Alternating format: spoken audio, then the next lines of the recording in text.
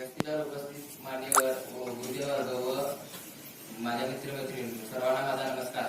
आज 26 जून राजर्षी शाहू महाराज यांची जयंती। सर्वप्रथम बहुजनांचा आधार, कर्तव्यदक्ष, आरक्षणाचे जनक असे छत्रपती शाहू महाराज यांना माझा मानाचा मुजरा।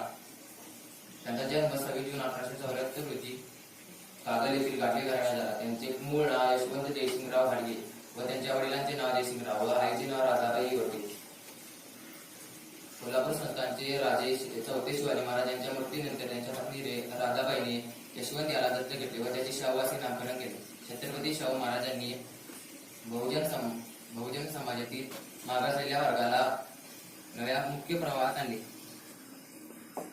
जातीप्रथेला विरोध केला, मोफत व सक्तीच्या शिक्षणाचा कायदा, विधवा पुनर्विवाह, स्त्री शिक्षणाला प्रोत्साहन, शिष्यवृत्ती योजना, पाणी पुरवठा इत्यादी कामे समाज सुधारणा केल्या।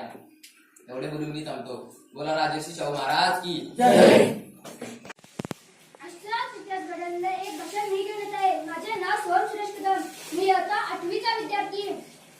हे भाषण आहे एका राजाचं, हे भाषण आहे एका शेर दिलाचं, हे भाषण आहे कळी काळाला लागलेल अशा एका मराठाचं, हे भाषण आहे ज्या भूमीतून गवताला भाले फुटले अशा कोल्हापूर नगरीतील एका धाडसी शूर व पराक्रमी अशा शाहू महाराजांचं।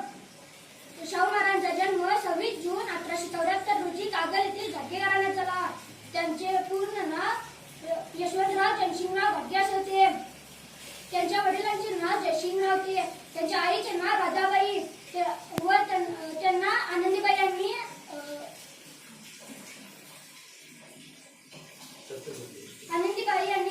दत्तक घेतले व त्यांचे शाहू असे नामकरण केले।